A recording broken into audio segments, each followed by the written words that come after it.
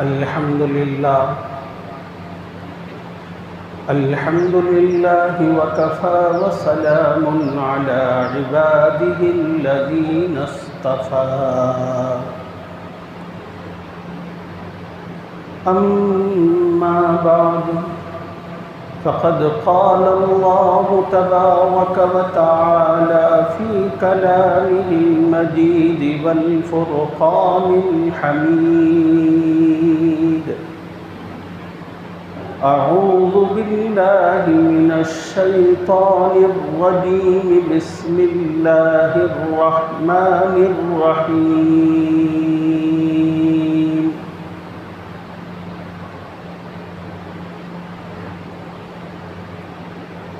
يا أيتها النفس المطمئنة ارجعي إلى ربك راضية مرضية فادخلي في عبادي وادخلي جنتي صدق الله العظيم.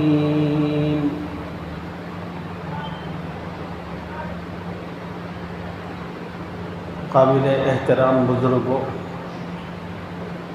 نوجوان ساتھیوں، دین کی بات عظمت و احترام سے سننے والی ماؤں اور بہنوں،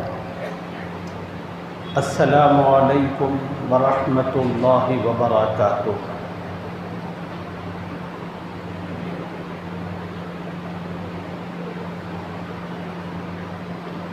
گزشتہ چند جمعوں سے آپ حضرات کی خدمت میں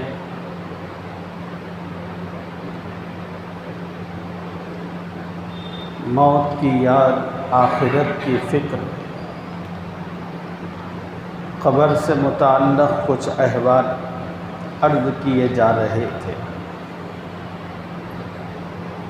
ان باتوں کو آپ حضرات کی خدمت میں عرض کرنے کا بنیادی مقصد یہ تھا کہ ہماری اپنی زندگی کے اندر بھی آخرت کی فکر اور موت کی یاد آ جائے اور ہم جیتے جی اپنی زندگی میں اپنی قبر کو صحیح اور درست بنانے کی فکر اور کوشش کریں۔ اس جمعہ میں قبر کی مختلف جو حالتیں ہوتی ہیں ان سے متعلق رسول اللہ صلی اللہ علیہ وسلم کی کچھ باتیں عرض کرنے کا ارادہ ہے۔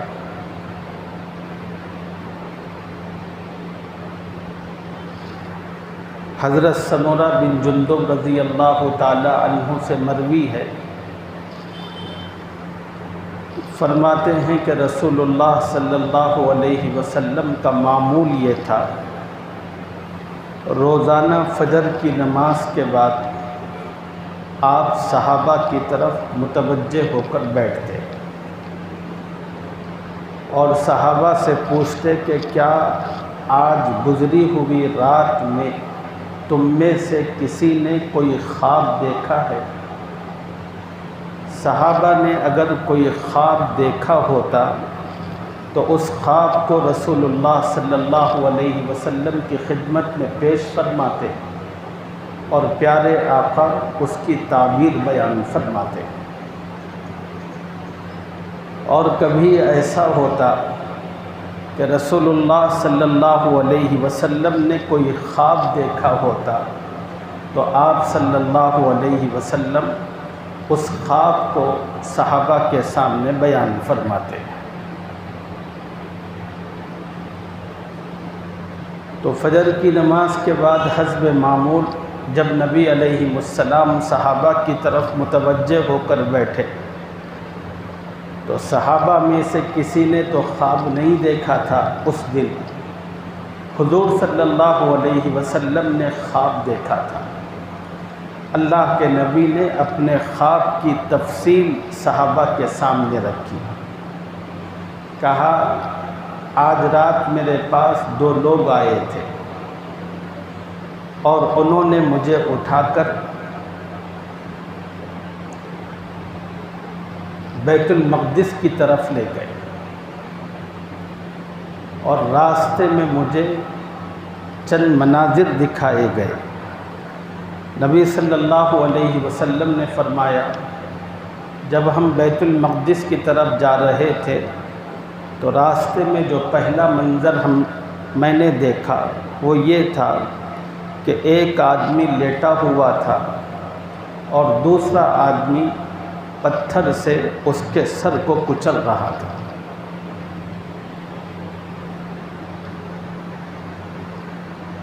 جو آدمی پتھر سے سر کچل رہا تھا وہ پوری قوت سے لیٹے ہوئے آدمی کے سر پر مارتا، اس کے نتیجے میں اس کا سر پچک جاتا اور وہ پتھر سر سے لگ کر دور تک لڑکتا ہوا جاتا۔ مارنے والا آدمی جا کر اس پتھر کو اٹھا کر لاتا، تب تک اس کا جو پچکا ہوا سر ہے وہ صحیح ہو جاتا۔ پھر وہ آدمی کھڑا ہوا پوری قوت سے پتھر اس کے سر پر مارتا، پھر اس کا سر پچک جاتا اور پتھر لڑکتا ہوا دور تک جاتا۔ وہ شخص پتھر اٹھا کر لاتا، اتنے میں اس کا سر صحیح ہو جاتا، پھر یہ مارتا۔ نبی علیہ السلام فرماتے ہیں کہ بہت دیر تک میں یہ منظر دیکھتا رہا۔ جو 2 لوگ مجھے ساتھ لے کر آئے تھے، میں نے ان سے پوچھا کہ سبحان اللہ، یہ کیا معاملہ ہے؟ ان 2 ساتھیوں نے مجھ سے کہا کہ نہیں آپ آگے چلیں۔ نبی علیہ السلام فرماتے ہیں کہ پھر میں ان 2 لوگوں کے ساتھ آگے بڑھا تو ایک دوسرا منظر میرا منتظر تھا۔ وہ یہ تھا کہ ایک آدمی گدے پر لیٹا ہوا تھا، دوسرا آدمی اس پر بیٹھ کر لوہے کے آنکڑے اس کے جبڑے میں داخل کر کے اس کو گدی تک چیر رہا تھا، اور جب ایک طرف کے جبڑے کو گدی تک وہ چیرتا ہے تو پھر وہ دوسری طرف لوہے کا آنکڑا ڈال کر اس کو گدی تک چیرتا ہے۔ جب دوسرا جبڑا صحیح ہوتا ہے، چیرا جاتا ہے، تو تب تک پہلا جبڑا صحیح ہو جاتا ہے، پھر وہ اس کو چیرتا ہے، پھر اس کے چیرے جانے تک دوسرا صحیح ہوتا ہے، پھر وہ اس کو چیرنے لگتا ہے۔ نبی علیہ السلام اس منظر کو بڑی حیرت سے دیکھتے رہے۔ اپنے ان 2 ساتھیوں سے کہا کہ سبحان اللہ، یہ کیا منظر ہے؟ ان لوگوں نے کہا کہ نہیں آپ اور آگے چلیے۔ نبی علیہ السلام فرماتے ہیں کہ پھر میں ان 2 لوگوں کے ساتھ آگے بڑھا تو ایک منظر دیکھا کہ ایک تنور تھا۔ تنور کسے کہتے ہیں؟ حیدرآباد کے اندر جو روٹی بنائی جاتی ہے تندور کی، اس میں جو آگ ہوتی ہے نیچے سے جلائی جاتی ہے، اسی کو تنور کہا جاتا ہے۔ نبی علیہ السلام نے فرمایا کہ میں پہنچا تو ایک تنور تھا جہاں کی بدبو انتہائی سخت ترین اور ناقابل برداشت تھی، اور وہاں سے چیخنے اور رونے اور چلانے کی آوازیں آ رہی تھیں۔ پیارے آقا نے کہا کہ میں نے جھانک کر اس تنور میں دیکھا، بہت سے نوجوان لڑکے اور لڑکیاں مجھے نظر آئے۔ میں نے اپنے ان 2 ساتھیوں سے پوچھا کہ سبحان اللہ، بتاؤ تو صحیح کہ یہ کیا منظر تھا، معاملہ تھا؟ ان 2 لوگوں نے کہا کہ نہیں آپ آگے چلیں۔ نبی صلی اللہ علیہ وسلم فرماتے ہیں کہ پھر میں آگے بڑھا تو ایک نہر آئی جس کا پانی خون کی طرح انتہائی سرخ تھا۔ ایک آدمی اس نہر میں تیر رہا تھا، دوسرا آدمی کنارے پر کھڑا ہوا تھا، اس کے پاس بہت سارے پتھر تھے۔ اس نہر میں تیرنے والا آدمی تیر کر جب کنارے پر آتا تو اپنا منہ کھولتا، اور کنارے پر جو آدمی کھڑا ہے وہ ایک پتھر اس کے منہ میں ڈالتا، پھر وہ تیرنے لگتا، تھوڑی دیر کے بعد تیر کر پھر واپس آتا تو پھر اپنا منہ کھولتا تو کنارے پر کھڑا ہوا آدمی دوسرا پتھر اس کے منہ میں داخل کرتا۔ یہی سلسلہ چلتا رہا۔ نبی علیہ السلام فرماتے ہیں کہ میں نے اپنے 2 ساتھیوں سے کہا کہ سبحان اللہ، یہ کیا منظر تھا، اس کی مجھے وضاحت دو۔ ساتھیوں نے کہا کہ نہیں، آپ آگے چلیں۔ تو نبی علیہ السلام فرماتے ہیں کہ پھر ہمارا گزر ایک انتہائی بدصورت آدمی پر ہوا۔ اس کے پاس آگ تھی، وہ آگ کو جلا رہا تھا اور اس کے اطراف گھوم رہا تھا۔ نبی صلی اللہ علیہ وسلم فرماتے ہیں کہ مجھے بھی اس پر بڑی حیرت ہوئی۔ میں نے ان ساتھیوں سے پوچھا یہ کیا تھا؟ ان ساتھیوں نے کہا کہ نہیں، آپ آگے بڑھے۔ نبی علیہ السلام فرماتے ہیں کہ پھر جب ہم آگے بڑھے تو ایک سرسبز باغ میں داخل ہو گئے۔ نبی علیہ السلام فرماتے ہیں اس باغ کے درمیان ایک انتہائی لامبا آدمی بیٹھا ہوا تھا، اور آقا فرماتے ہیں کہ باوجود کوشش کے میں ان کا چہرہ نہیں دیکھ سکا، اور ان کے اطراف و اکناف چھوٹے چھوٹے بہت سارے بچے بیٹھے ہوئے تھے۔ میں نے ان دونوں سے کہا کہ یہ کیا منظر ہے، اس کی تھوڑی وضاحت دو۔ ان 2 لوگوں نے مجھ سے کہا کہ نہیں، آپ اور آگے چلیں۔ نبی علیہ السلام فرماتے ہیں تو ہم آگے بڑھے تو پھر ہم ایک انتہائی حسین اور خوبصورت باغ پر پہنچے۔ نبی علیہ السلام فرماتے ہیں کہ اتنا خوبصورت اور حسین باغ میں نے اپنی زندگی میں کبھی نہیں دیکھا تھا۔ میرے ساتھیوں نے مجھ سے کہا کہ آپ داخل ہوں۔ جب ہم اس باغ میں داخل ہو کر اندر پہنچے تو وہاں ایک دروازہ تھا۔ ساتھیوں نے مجھ سے کہا کہ آپ دروازے کے اندر آئیں۔ نبی علیہ السلام فرماتے ہیں کہ دروازہ کھلا، میں اندر داخل ہوا تو ایک شہر تھا، اور جس کی جو تعمیر تھی اس شہر کے گھروں کی اور محلات کی سونے اور چاندی کے اینٹوں سے بنی ہوئی تھی۔ اتنے میں ہمارے پاس کچھ ایسے لوگ آئے جن کا آدھا جسم بڑا خوبصورت تھا اور آدھا جسم بڑا بدصورت تھا۔ میرے ساتھ جو 2 ساتھی موجود تھے، اس میں سے ایک ساتھی نے ان لوگوں سے کہا دیکھو وہ سامنے جو نہر ہے اس نہر میں چھلانگ لگا دو۔ نبی علیہ السلام فرماتے ہیں کہ سامنے جو نہر تھی بڑی وسیع اور کشادہ تھی، اور اس کا پانی دودھ سے زیادہ سفید تھا۔ میرے ساتھی کے کہنے پر تمام کے تمام لوگوں نے اس نہر میں چھلانگ لگائی، اور جب اس نہر سے وہ باہر نکلے تو اللہ نے ان کی ساری بدصورتی ختم فرما دی تھی۔ بالکل وہ نور میں جگمگا رہے تھے۔ پھر میرے ساتھ 2 ساتھیوں نے مجھ سے کہا کہ یہ جنت عدن ہے اور یہی آپ کا ٹھکانہ ہے۔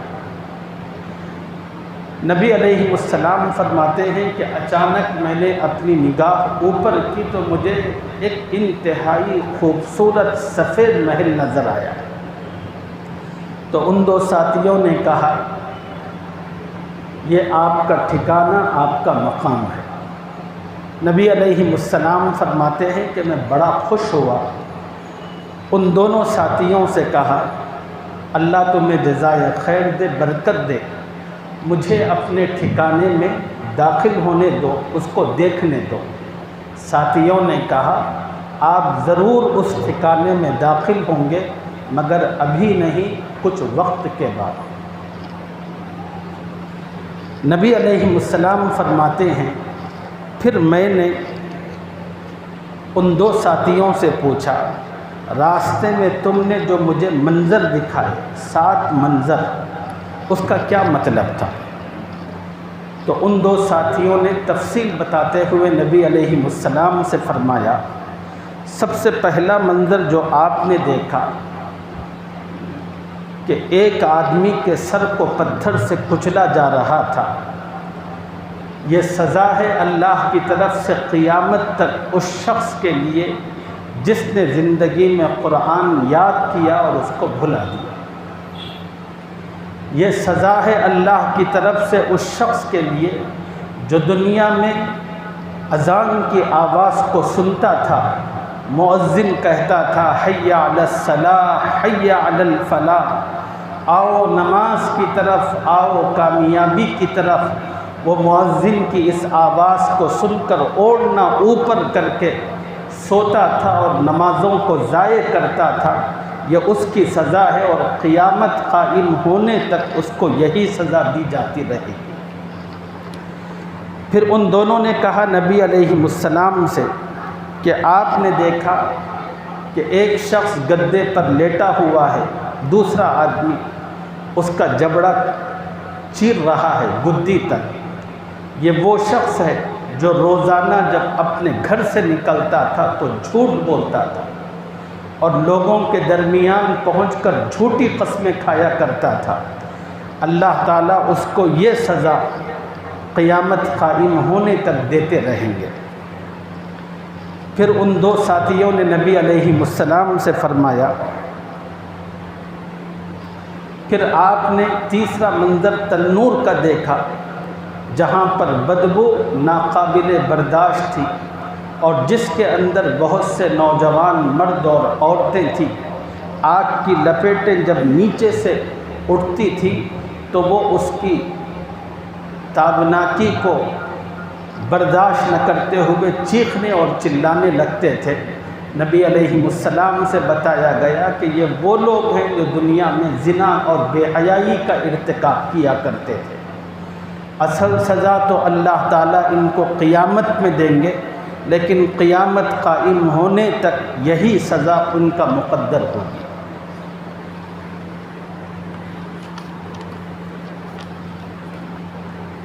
پھر نبی صلی اللہ علیہ وسلم سے ان 2 لوگوں نے کہا، چوتھا منظر جو آپ نے دیکھا کہ ایک نہر ہے جس کا پانی خون کی طرح سرخ، جس میں ایک آدمی تیر رہا تھا، دوسرا آدمی اس کے منہ میں پتھر کا لقمہ دے رہا تھا۔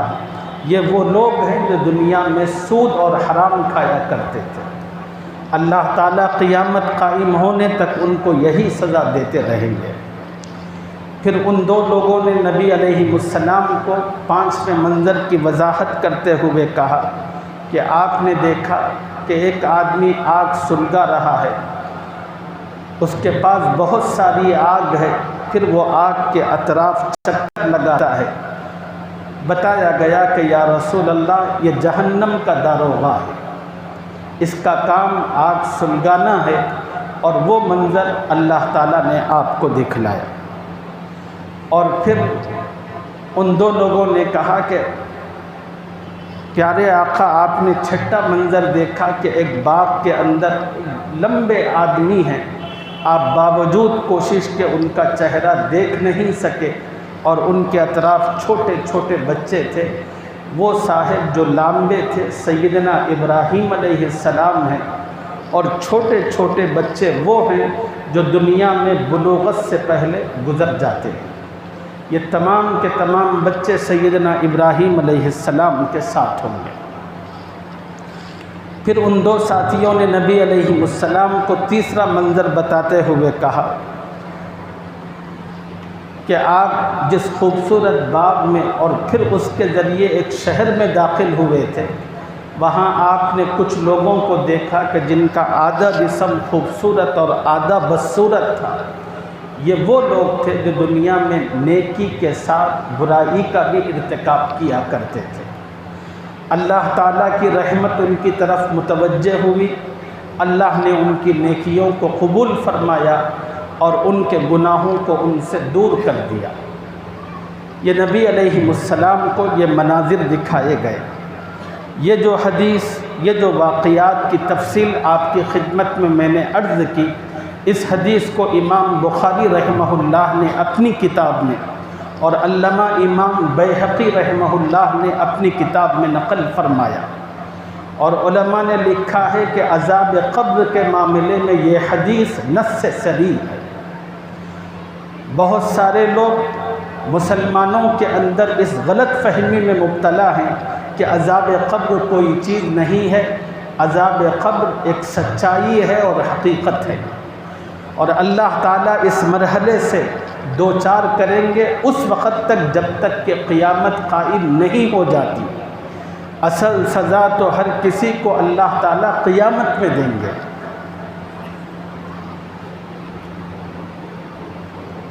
رسول اللہ صلی اللہ علیہ وسلم کی ایک اور حدیث پاک آپ حضرات کی خدمت میں عرض کرتا ہوں، جس میں نبی صلی اللہ علیہ وسلم نے دنیا کے اندر انسان جن اعمال کو انجام دیتا ہے اور جن اعمال کو چھوٹا چھوٹا سمجھتا ہے، ان اعمال کی کیا قدر و قیمت ہے، ان اعمال کی اللہ کے نزدیک کتنی اہمیت ہے، یہ سمجھنے میں آپ کو بڑی مدد ملے گی۔ جب یہ بات آپ کو سمجھ میں آئے گی تو پھر جو اعمال آپ کر رہے ہیں، ان اعمال کو آپ بڑے ذوق و شوق کے ساتھ کریں گے۔ اس حدیث میں رسول اللہ صلی اللہ علیہ وسلم نے عالم برزخ یعنی عالم قبر اور عالم آخرت کی مختلف کیفیتیں اور حالات کو بیان فرمایا۔ اس حدیث کے راوی ہیں حضرت عبد الرحمن بن سمرہ رضی اللہ تعالی عنہ۔ وہ بیان فرماتے ہیں، ایک دن حضور صلی اللہ علیہ وسلم ہمارے پاس تشریف لائے اور فرمایا کہ لوگوں، آج رات میں نے بڑی عجیب و غریب قسم کی چیزیں دیکھی۔ نبی علیہ السلام فرماتے ہیں، میں نے اپنی امت کے ایک شخص کو دیکھا، اس کے پاس موت کا فرشتہ اس کی روح قبض کرنے کے لیے آیا ہوا تھا۔ اتنے میں اس شخص کے ماں باپ کی خدمت، حسن سلوک آگے آیا، ملک الموت کو بھگا دیا۔ ملک الموت سے کہا کہ تم اس کی روح قبض نہیں کر سکتے۔ چنانچہ ماں باپ کی خدمت آئی اور اس کو زندگی کی مہلت مل گئی۔ نبی علیہ السلام کی یہ بات اس حدیث سے پاک کے بالکل عین مطابق ہے، جس میں نبی علیہ السلام نے فرمایا، جو شخص یہ چاہتا ہے کہ اللہ اس کی عمر میں اضافہ فرمائے اور اس کی روزی میں برکت عطا کرے، اس کو چاہیے کہ اپنے ماں باپ کے ساتھ حسن سلوک کرے۔ زندگی میں اور دنیا میں جو لوگ اپنے ماں باپ کی خدمت کرتے ہیں، ماں باپ کی یہ خدمت ان کے لیے زندگی کے اضافے اور بڑھانے کا سبب بنتی ہے۔ پھر نبی علیہ السلام نے فرمایا، میں نے اپنی امت کے ایک اور آدمی کو دیکھا، اس کو عذاب قبر چاروں طرف سے گھیرے ہوئے تھا، ہر طرف سے۔ میں نے دیکھا کہ اچانک اس کا وضو آیا اور وضو آ کر اس کو عذاب قبر سے دور کر دیا۔ نبی علیہ السلام فرماتے ہیں، میں نے اپنی امت کے ایک شخص کو دیکھا، شیاطین نے اس کو چاروں طرف سے گھیر لیا ہے، اچانک اس کا اللہ کا ذکر آیا اور اس نے اس شخص کو شیطانوں سے چھڑا دیا۔ نبی علیہ السلام فرماتے ہیں، میں نے اپنی امت کے ایک پیاسے آدمی کو دیکھا، پیاس سے اس کی زبان باہر نکلی ہوئی ہے، جہاں کہیں پانی ہوتا ہے وہ پینے کے لیے جاتا ہے، ہر طرف سے اس کو بھگا دیا جاتا ہے۔ اچانک اس کا روزہ آتا ہے اور آ کر اس شخص کو سیراب کراتا ہے۔ نبی علیہ السلام فرماتے ہیں کہ میں نے اپنی امت کے ایک آدمی کو دیکھا کہ مختلف انبیاء اپنی اپنی امتوں کا حلقہ بنا کر بیٹھے ہیں، نبی ہیں ان کے ساتھ ان کی امت، دوسرے نبی ان کے ساتھ ان کی امت۔ میں نے اپنی امت کے ایک آدمی کو دیکھا، وہ ان انبیاء کے حلقوں میں بیٹھنا چاہتا ہے، جہاں کہیں بیٹھنے کے لیے جاتا ہے اس نبی کے ساتھ جو لوگ ہوتے ہیں اس کو وہاں سے بھگاتے ہیں۔ اب یہ شخص حیران و پریشان رہتا ہے، اچانک اس کا غسل آتا ہے، اچانک اس کی جنابت کا غسل آتا ہے، آ کر اس کا ہاتھ پکڑ کر اس کو میری مجلس میں لا کر بٹھاتا ہے۔ نبی علیہ السلام فرماتے ہیں، میں نے اپنی امت کے ایک اور آدمی کو دیکھا، اس کے اوپر سے نیچے، آگے پیچھے، دائیں بائیں تاریکی ہی تاریکی، اندھیرا ہی اندھیرا ہے، اتنا سخت اندھیرا کہ جس میں ہاتھ کو ہاتھ دکھائی نہیں دیتا، اتنا سخت اندھیرا۔ اس اندھیرے کی وجہ سے وہ شخص بڑا پریشان تھا۔ اچانک میں کیا دیکھتا ہوں کہ اس کا حج اور عمرہ آتا ہے، آ کر اس شخص کو تاریکی سے نکال کر روشنی دیتا ہے۔ نبی علیہ السلام فرماتے ہیں، میں نے اپنی امت کے ایک آدمی کو دیکھا، وہ ایمان والوں سے بات کرنا چاہتا ہے، ان کو سلام کرتا ہے، کوئی اس کے سلام کا جواب نہیں دیتا، وہ کچھ بولنا چاہتا ہے، کوئی اس کی بات کا جواب نہیں دیتا۔ اچانک اس کا صلہ رحمی آتا ہے، دنیا میں وہ لوگوں کے ساتھ جو اچھا سلوک کرتا تھا وہ صلہ رحمی آتا ہے، اور آ کر سب لوگ ایمان والوں سے کہتا ہے، لوگوں اس سے بے رخی مت برتو، اس سے بات کرو، اس کی بات کا جواب دو۔ اس کے صلہ رحمی کو، اس سفارش کو سن کر تمام ایمان والے اب اس کے سلام کا جواب بھی دیتے ہیں اور اس سے بات بھی کرتے ہیں۔ پھر نبی علیہ السلام نے فرمایا، میں نے اپنی امت کے ایک آدمی کو دیکھا، آگ کی لپیٹیں اس کی طرف بڑی تیزی کے ساتھ آ رہی تھی، وہ ہاتھ سے آگ کی لپیٹوں کو روک رہا تھا اور اس سے اپنے چہرے کو، اپنے سر کو بچا رہا تھا، کہیں آگ کی وہ لپیٹیں اس کے منہ میں داخل نہ ہو، وہ یہی کوشش میں تھا۔ اچانک اس کا صدقہ و خیرات آتا ہے، آ کر اس شخص کو آگ کی ان لپیٹوں سے بچاتا ہے۔ نبی علیہ السلام فرماتے ہیں، میں نے اپنی امت کے ایک آدمی کو دیکھا، عذاب کے فرشتوں نے اس کو چاروں طرف سے جکڑ رکھا ہے اور اس کو نکلنے نہیں دے رہے۔ اچانک اس کی دعوت و تبلیغ آتی ہے اور آ کر اس شخص کو عذاب کے فرشتوں سے چھڑا کر رحمت والے فرشتوں سے ملاتی ہے۔ نبی علیہ السلام نے فرمایا، میں نے اپنی امت کے ایک آدمی کو دیکھا کہ اس کے برے اعمال نے اس کے بائیں پلے کو جھکا دیا تھا۔ جس آدمی کا قیامت کے دن بایاں پلہ جھک جاتا ہے وہ اس آدمی کے ناکامی کی علامت ہوتی ہے۔ وہ شخص اپنے گناہوں کا پلہ جھکا دیکھ کر پریشان تھا، نیکی کا پلہ اٹھا ہوا تھا، اب میں کیا کروں؟ اچانک اس کا خوف خدا آیا۔ وہ شخص زندگی میں جو اللہ کا خوف کرتا تھا وہ آیا اور آ کر نیکی کے پلے میں اپنے آپ کو ڈال دیا۔ بس اس کا بیٹھنا تھا آ کر نیکی کے پلے میں، تو نیکی کا پلہ جھک گیا، گناہوں کا پلہ اٹھ گیا، اللہ نے اس کی نجات اور مغفرت کا اعلان فرما دیا۔ نبی علیہ السلام نے فرمایا، میں نے اپنی امت کے ایک آدمی کو دیکھا کہ اس کا ترازو کا پلہ ہلکا پھلکا تھا، کوئی نیک عمل نہیں تھا۔ اب یہ شخص بڑا پریشان تھا کہ میری نیکیوں میں تو کچھ بھی نہیں ہے۔ اچانک اس کے وہ بچے آئے جو بچپن میں انتقال کر گئے تھے، اور وہ بچے آ کر ابو ابو کہتے ہوئے اس سے لپٹ گئے اور اس پلے کے اندر آ کر انہوں نے اپنے آپ کو بٹھا دیا۔ اللہ نے ان بچوں کی وجہ سے اس کی نیکیوں کا پلہ وزنی کر دیا اور اس کی مغفرت اور نجات کا اعلان کیا۔ حدیث پاک میں آتا ہے، وہ ماں باپ جن کے چھوٹے چھوٹے بچے دنیا میں بلوغت سے پہلے گزر جاتے ہیں، وہ اپنے ماں باپ کے لیے اجر اور ذخیرہ بنتے ہیں، اور اپنے ماں باپ کے لیے جہنم سے پہنچنے میں آڑ بنتے ہیں۔ وہ اللہ تعالیٰ سے لڑ پڑتے ہیں، اللہ سے کہتے ہیں کہ اے اللہ، اگر آپ کو ہمارے ماں باپ جہنم میں ڈالنے ہیں تو آپ ہمیں بھی ڈالیے۔ اللہ تعالیٰ ان معصوم بچوں کی سفارش قبول فرماتے ہیں، اور سفارش قبول فرما کر ان بچوں کی برکت سے اللہ تعالیٰ ماں باپ کی مغفرت فرماتے ہیں۔ مگر ایک بات اس موقع پر یاد رکھنے کی ہے، وہ یہ ہے کہ حضور صلی اللہ علیہ وسلم نے فرمایا، چھوٹے بچے جو گزرتے ہیں ماں باپ کے لیے ذخیرہ اس وقت بنتے ہیں جب ماں باپ ان کی موت پر صبر کرتے ہیں۔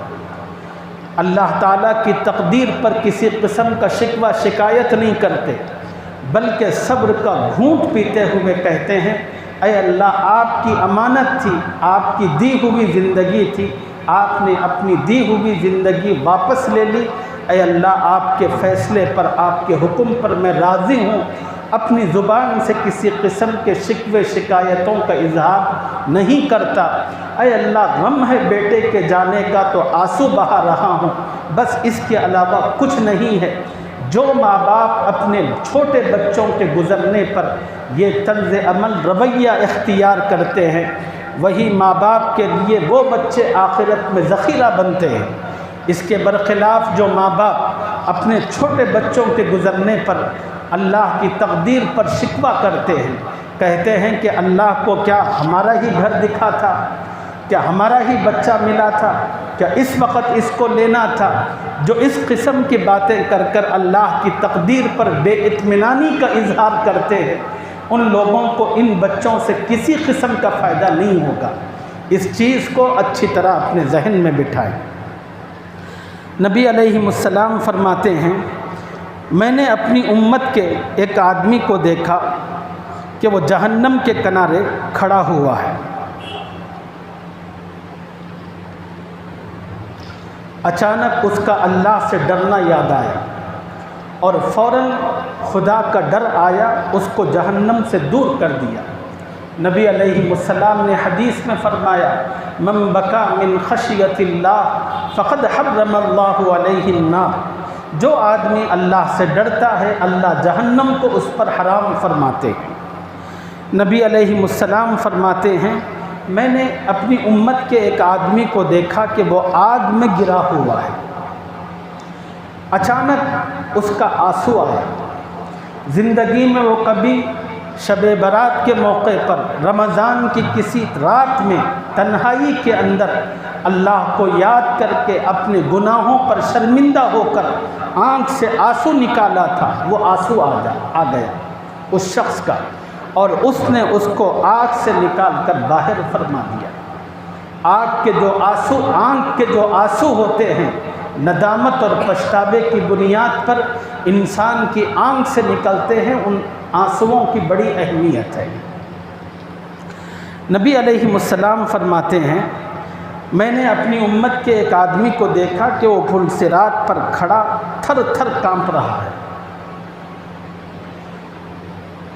اس کی کپکپی ختم نہیں ہوتی۔ اچانک اس کا اللہ سے حسن ظن آیا۔ حسن ظن کیا ہے؟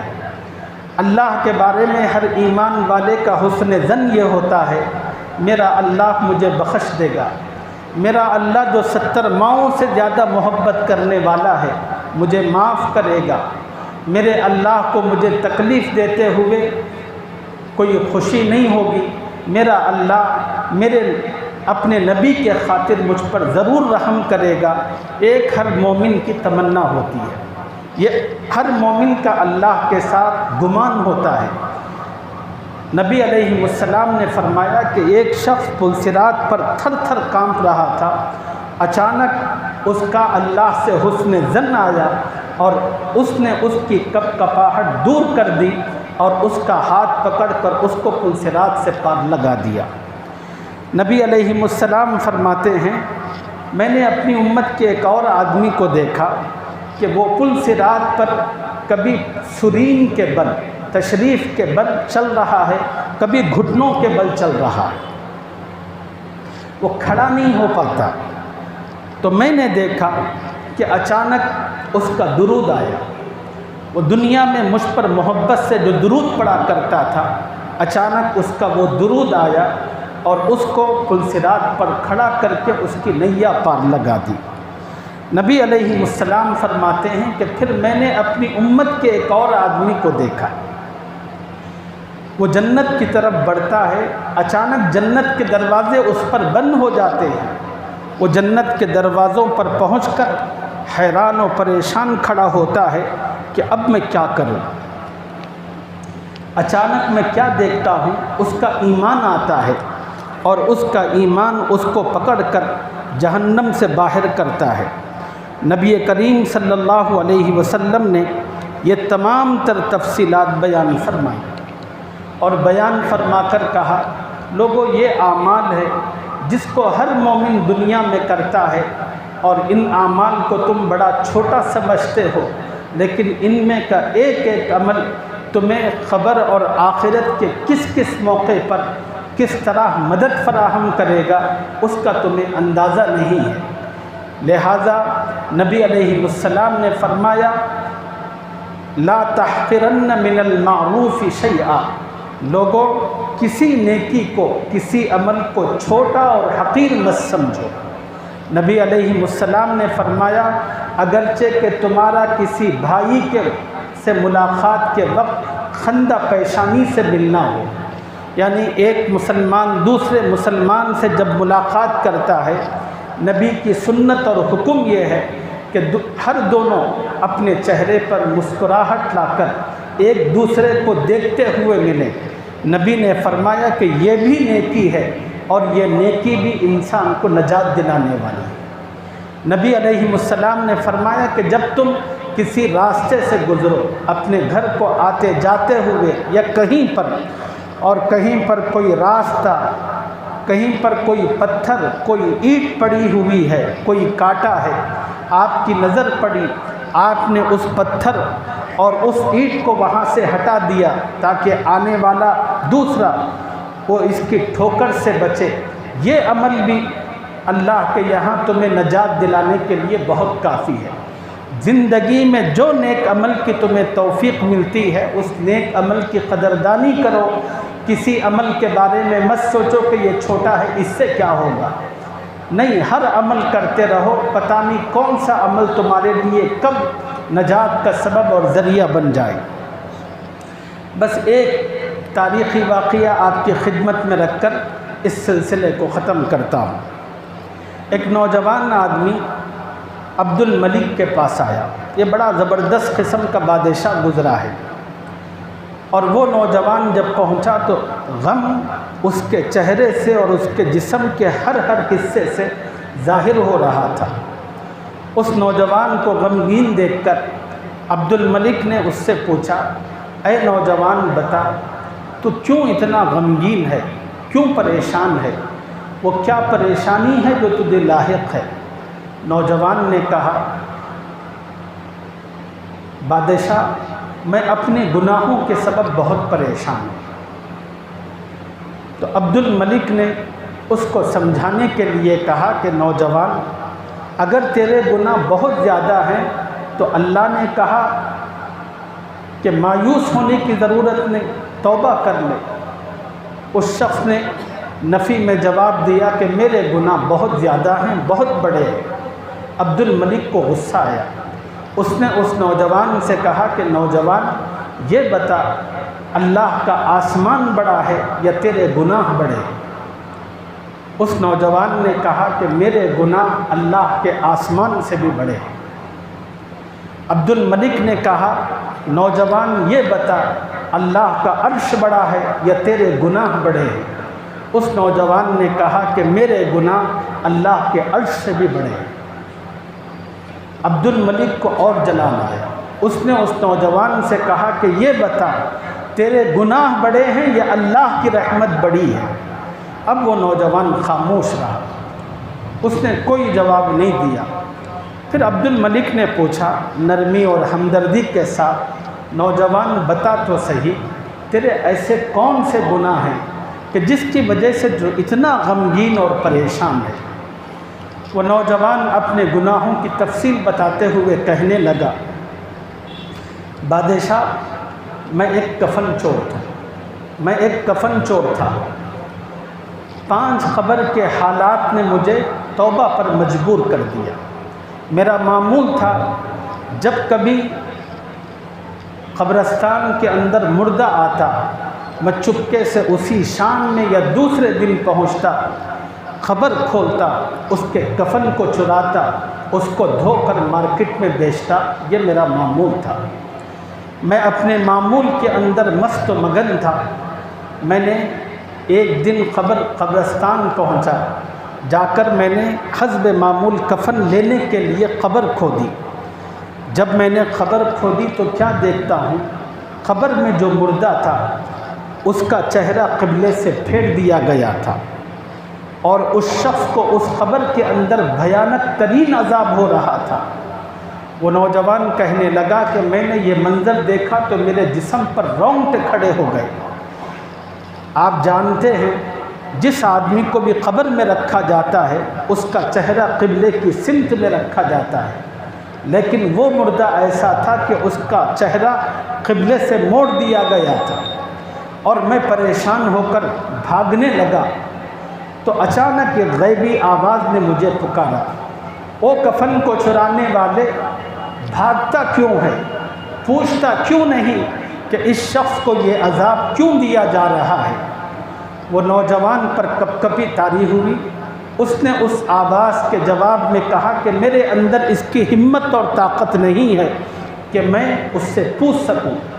تو پھر اسی آواز نے کہا کہ سن، اس شخص کو یہ عذاب اس لیے دیا جا رہا ہے، وہ اپنی زندگی میں نماز کو بہت ہلکا سمجھا کرتا تھا، نماز چھوڑ کر سویا کرتا تھا، نماز کی بے اہتمامی اور بے احترامی کیا کرتا تھا، اور قیامت تک اس کو یہی عذاب ہوتا رہے گا۔ پھر وہ نوجوان کہتا ہے دوسرا دن جب آیا تو میں دوسری قبر پر گیا، وہاں پر بھی ایک آدمی مرا تھا تاکہ اس کا کفن نکالو، اور میں نے اس قبر کو کھودا تو میں نے دیکھا کہ اس قبر میں جو میت تھی اس کا چہرہ انسانوں کی طرح نہیں تھا، سور کی طرح ہو گیا تھا۔ جب میں نے یہ منظر دیکھا تو میرے جسم پر رونگٹے کھڑے ہو گئے، میں چھوڑا اور بھاگنے لگا۔ اچانک یہ غیبی آواز نے مجھے پکارا، او بھاگنے والے کہاں جاتا ہے؟ پوچھتا کیوں نہیں کہ اس کا چہرہ کیوں تبدیل کر دیا گیا؟ تو وہ نوجوان کہتا ہے میرے اندر طاقت نہیں ہے کہ میں سوال کر سکوں کہ اس کے ساتھ یہ کیوں ہو رہا ہے۔ تو پھر مجھے جواب دیا گیا یہ وہ شخص ہے جو دنیا میں شراب پیا کرتا تھا، اللہ کی حرام چیزوں کو حرام نہیں سمجھتا تھا، تو اس کو قیامت قائم ہونے تک یہی عذاب دیا جاتا رہے گا۔ پھر وہ نوجوان کہتا ہے کہ تیسرے دن میں نے اپنی روزی روٹی کے لیے اپنے پیشے کے مطابق تیسری قبر کھودی، اور تیسری قبر جب میں نے کھودی تو میں کیا منظر دیکھتا ہوں کہ اس قبر میں جو مردہ تھا اس کو آگ کے میخوں سے باندھا گیا تھا، اور فرشتے بے تحاشا اس کو مار رہے تھے۔ نوجوان کہتا ہے میں اس منظر کو دیکھ کر ڈر گیا اور بھاگنے لگا۔ ایک غیبی آواز نے پھر مجھے پکارا، اے وہ نوجوان کہاں بھاگتا ہے؟ پوچھتا کیوں نہیں کہ اس کو کیوں عذاب دیا جا رہا ہے؟ وہ نوجوان کہتا ہے کہ میں نے کہا کہ میرے اندر اس کی طاقت نہیں ہے کہ پوچھوں۔ تو پھر مجھے بتایا گیا یہ وہ شخص ہے جو دنیا کے اندر لوگوں کا مال دبایا کرتا تھا، لوگوں کے پیسوں کو اور ان کی چیزوں کو چھینا کرتا تھا، قبضاً اور ناحق طور پر لیا کرتا تھا، یہ اس کی سزا ہے۔ پھر وہ نوجوان کہتا ہے کہ چوتھے دن میں نے معمول کے مطابق چوتھی قبر کھودی، اور اس کا کفن لینے کے لیے جو ہی میں نے مٹی ہٹائی میں کیا دیکھتا ہوں کہ اس قبر کے اندر آگ کے ستون ہیں، اور جس سے مردے کو باندھا گیا اور آگ کے کوڑوں سے اس میت کو مارا جا رہا ہے۔ وہ نوجوان کہتا ہے کہ اس منظر کو دیکھ کر مجھ پر دہشت طاری ہوئی، اور میں اس کو چھوڑ کر بھاگنے لگا۔ تو پھر غیبی آواز آئی، وہ نوجوان کہاں بھاگتا ہے؟ پوچھتا کیوں نہیں کہ اس کو عذاب کیوں دیا جا رہا ہے؟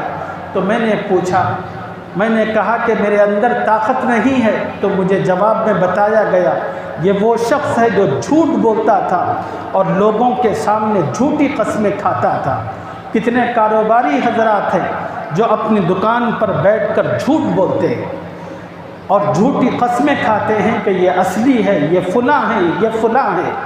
نبی علیہ السلام نے فرمایا تاجروں سے، سنو، جھوٹی قسم کی بنیاد پر تمہارا مال بک تو سکتا ہے لیکن اللہ اس مال کے اندر کبھی برکت عطا نہیں کرتے۔